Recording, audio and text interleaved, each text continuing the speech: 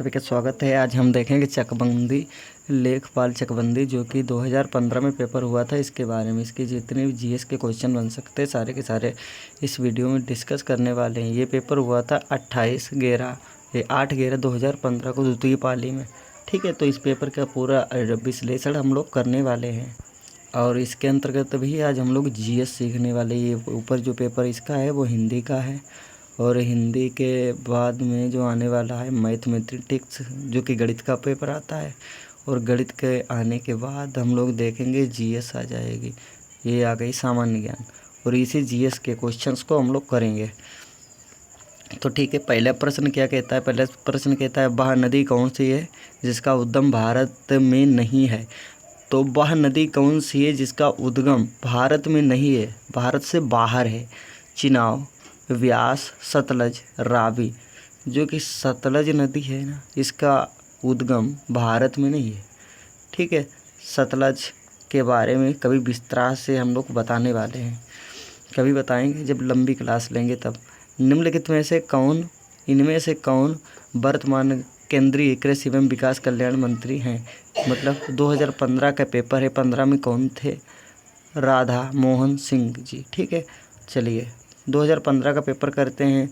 ये देखिए उस समय का करंट अफेयर है, इसको हम लोग नहीं पढ़ते हैं क्योंकि उस समय का करंट अफेयर आज के लिए मान्य नहीं है, अपडेटेड वर्जन हो चुका है ये। ठीक है, एशिया की सबसे बड़ी प्याज की मंडी कहाँ स्थित है? तो एशिया की सबसे बड़ी प्याज की मंडी कहाँ पर स्थित है? लसाल गांव। क्या है? लसाल गांव। लसाल गांव के अंदर एशिया की सबसे बड़ी प्याज की मंडी है।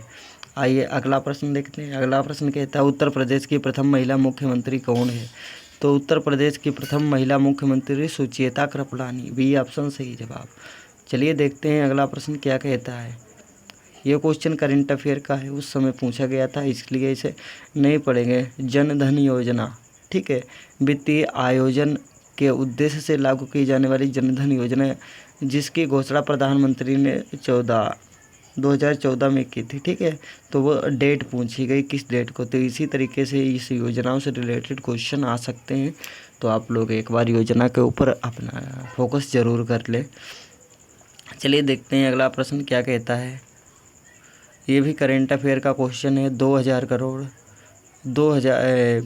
करोड़ के पंचवर्षीय बजट के साथ प्रारंभ की गई नमामि गंगे परियोजना के अंतर्गत कितनी नदियां शामिल की गई हैं? तो कितनी नदियां शामिल की गई? केवल गंगा नदी को। नमामि गंगे में केवल गंगा को, यमुना तो उसकी सहायक नदी है, उसको शामिल नहीं किया गया। चलिए देखते हैं। दो व्यक्तियों के वार्तालाप में आवाज़ का डेसिबल स्तर कितना होता है? ये विज्ञान का क्वेश्चन है और इसमें जो दो व्यक्ति आपस में बात करते हैं तो उनका जो बात का वार्तालाप का स्तर होता है ना, डेसिबल में नाप के बताइए कितना है? तो डेसिबल में 30 डेसिबल होता है। दो व्यक्ति वार्तालाप करते हैं। इसी प्रकार से कंपनी, जेट विमान इत्यादि सभी का जो कि आवाज़ होती ना, आवाज़ डेसिबल में हम लोग व्यक्त कर देते हैं। आ जाते हैं अगले प्रश्न की ओर। अगला प्रश्न कहता है 1 लीटर पानी में कितनी कैलोरी होती है? ऊर्जा पूछी गई कैलोरी में। तो 1 लीटर पानी में कितनी कैलोरी होती है? कोई कैलोरी नहीं होती। क्या ऑप्शन है? पानी के अंदर कोई कैलोरी ऊर्जा नहीं होती।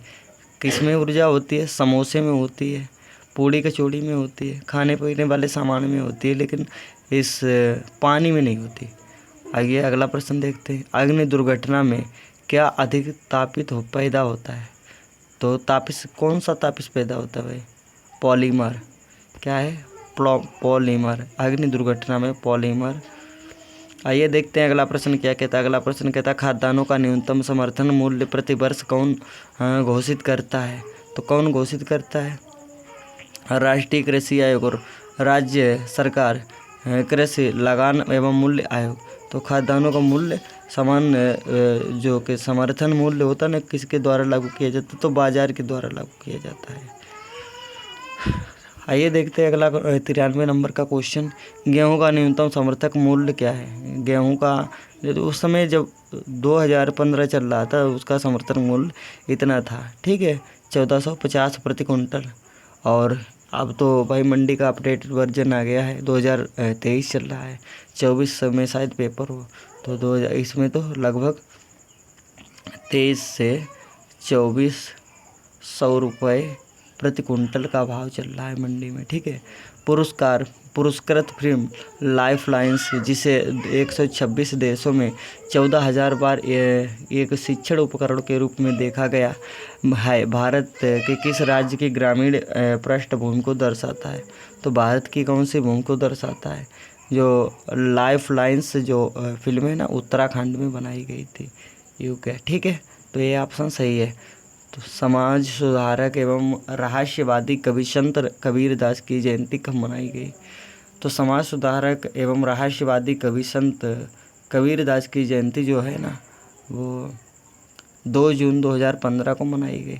और इसी प्रकार कबीरदास की जयंती जो होती है ना, 2 जून को मनाई जाती है, चाहे 2015, 16, 17, 18 कुछ भी हो, चाहे वो 20, 21, 22, 23 ही क्यों ना हो। ब्रिक्स बैंक का मुख्यालय कहाँ है? तो इस ब्रिक्स बैंक का मुख्यालय कहाँ है? शंघाई में स्थित है ब्रिक्स बैंक का मुख्यालय।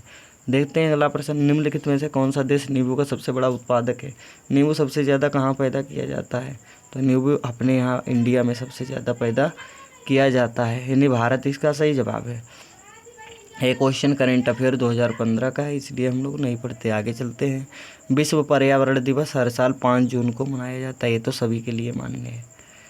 तो अगला क्वेश्चन 100 नंबर का प्रश्न देखते हैं, विश्व के कितने देशों में मतदान अनिवार्य है? तो विश्व के कितने देशों में? देखिए 13, 31 और 23। तो इनमें से भाई ऐसा कुछ भी नहीं है, लगभग हर देश में मतदान करवाया जाता है। दिए गए ऑप्शन सभी गलत हैं। इनमें से किसको 24वां व्यास सम्मान दिया गया था? तो 24वां व्यास सम्मान बहुत पहले 2015 में ही दिया जा चुका है। तो 24वां व्यास सम्मान किसे दिया गया था? कमल गोयनका को। ठीक है, ये ऑप्शन सही जवाब है। चलिए देखते हैं अगला प्रश्न, चुनाव आचार संहिता के अनुसार चुनाव के समय कितने निषेध हैं? तो चुनाव के समान कितने निषेध हैं? घृणाजनक भाषण तथा पुतला जलाना, प्रचार के लिए सरकार मशीनरी का उपयोग, निर्वाचन अधिकारियों को स्थानांतरण, ये सभी जो है ना चुनाव में निषेध माने जाते हैं। आइए देखते हैं अगला प्रश्न क्या कहता है। अगला प्रश्न कहता है भारतीय खाद्य निगम की स्थापना कब करी गई थी? तो भारतीय खाद्य निगम की स्थापना 14 जनवरी 1965 ईस्वी में करी गई थी। जिस दिन भगत सिंह को फांसी दी गई, वह शहीद दिवस के रूप में प्रत्येक वर्ष कब मनाया जाता है? तो भाई भगत सिंह को 23 मार्च को फांसी दी गई थी, तभी से ये शहीद दिवस के रूप में मनाया जाता है। चलिए देखते हैं अगला प्रश्न क्या कहता है, बिहार राज्य विधानसभा के चुनाव कितने चरणों में संपन्न हुए? तो भाई हर समय और हर साल अलग अलग संपन्न होते, 2015 में 5 बार, और फिर आगे ऐसे इसका सिलसिला जारी रहता है। चलिए देखते हैं अगला प्रश्न क्या कहता है, निम्नलिखित को सुमोलित कीजिए तथा नीचे दिए गए कोड का प्रयोग कीजिए। तो बी ऑप्शन इसका सही है। बी का मतलब होता है A3 ए का 3 पे आना है, यानी विश्व डाक दिवस 9 अक्टूबर। और वीटो, बी का मतलब राष्ट्रीय मतदाता दिवस कब मनाया जाता है? 25 जनवरी को। मानवाधिकार दिवस कब मनाया जाता है? यानी C4 का मतलब होता है मानवाधिकार दिवस 10 दिसंबर। राष्ट्रीय युवा दिवस 12 जनवरी को मनाया जाता है। ये देखते हैं अगला प्रश्न, भारत में कितने शहरों की आबादी 10 लाख से अधिक है? तो भारत में कितने ऐसे शहर हैं जिसकी आबादी 10 लाख से अधिक है? तो 53 शहर हैं। कब? 2015 की बात है। आइए देखते हैं अगला प्रश्न क्या कहता है, संकल्प प्रदान अभियान किसने प्रारंभ किया? तो संकल्प प्रदान अभियान जो है ना, बिल गेट्स ने प्रारंभ किया था, बिल गेट्स।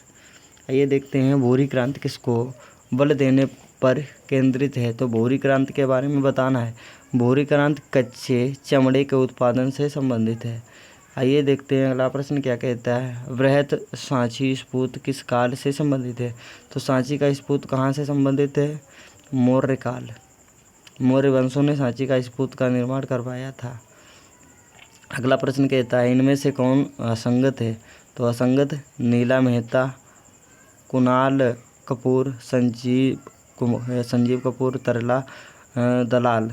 तो इसमें से कौन सा सही है? कुणाल कपूर। ये असंगत है, और जो कि नीला मेहता और संजीव कपूर। आइए देखते हैं अगला प्रश्न क्या कहता है, किस एशियाई देश ने अपने देश के नए संविधान रचना हाल ही में की? तो कब ने करी है? नेपाल ने। ठीक है, देखते हैं अगले प्रश्न की ओर क्या कहता है, भारत के किस राज्य में प्रति व्यक्ति मदिरा सेवन सर्वाधिक है? तो मदिरा का सेवन सर्वाधिक कहाँ होता है? केरल राज्य में करा जाता है। केरल के बाद में पंजाब का नाम आता है। निम्नलिखित को सम्मिलित कीजिए और सही चीज़ का सही उत्तर को चुनिए। तो ए जवाब सही है। ए का मतलब होता है ए फॉर हिंदू, सनातन और आर्य समाजी है। हिंदू, सनातन और आर्य समाजी। V3 का मतलब होता है मुसलमान, शिया एवं सुन्नी। और सिख का मतलब होता है, जो कि सी दे रखा है, सी का मतलब होता है वन। सी का मतलब होता है वन। सिख जो होता है निरंकारी और नामधारी होते हैं। और जो कि ईसाई दे रखा है, ईसाई वाला डी ऑप्शन दे रखा है। डी ऑप्शन मतलब वी, कैथलिक और प्रोटेस्टेंट। ये देखते हैं अगला प्रश्न क्या कहता है, भारत के किस राज्य में सबसे अधिक अंतर्देशीय लवणीय आर्द्रता भूमि है? तो कहाँ है? राजस्थान के अंतर्गत पाई जाती है, राजस्थान। आइए देखते हैं अगला प्रश्न क्या कहता है, भारत के किस राज्य में गेहूं का सर्वाधिक उत्पादन होता है? गेहूं का उत्पादन सबसे ज़्यादा कहाँ होता है? उत्तर प्रदेश के कौन सा राज्य है? तो भारत का उत्तर प्रदेश राज्य है। गेहूँ, आलू, दाल, गन्ना, ये सभी का उत्पादन यहाँ पे सबसे ज़्यादा होता है। ठीक है, 17 नंबर का क्वेश्चन करेंट अफेयर का, इसलिए नहीं पढ़ेंगे। आइए देखते हैं अगला प्रश्न, इनमें से कौन भारत का कार्यवाहक राष्ट्रपति नहीं था? तो कभी भी कार्यवाहक राष्ट्रपति नहीं बने थे डॉक्टर जाकिर हुसैन। आइए देखते हैं अगला प्रश्न क्या कहता है, नाइट्रिक्स अम्ल किस धातु पर बेअसर होता है? तो नाइट्रिक्स अम्ल का किस पे असर नहीं होता? सोने के ऊपर। सोना बोले तो गोल्ड। भारत के किस तटवर्ती शहर में सबसे लंबी समुद्री पुल अवस्थित है? तो सबसे लंबा समुद्र पुल कहाँ है? मुंबई, महाराष्ट्र के अंदर स्थित है। तो ये ग्रामीण क्षेत्रों में निर्मित, तो इनके बारे में भी पढ़ना है, इनके बारे में फिर नेक्स्ट पार्ट को लेके आएंगे तब पढ़ेंगे। ठीक है, इनके बारे में पढ़ने कि अभी तो इस पार्ट में भाई वो नहीं है, समय नहीं है। ग्रामीण क्षेत्र से निर्दिष्ट, ठीक है, ये पढ़ा जाता है। तो चलिए मिलते हैं अगले पार्ट में, तब तक के लिए bye, take care, love you all. अभी तक अपने चैनल को सब्सक्राइब नहीं किया तो लाइक से सब्सक्राइब जरूर करें। Thank you.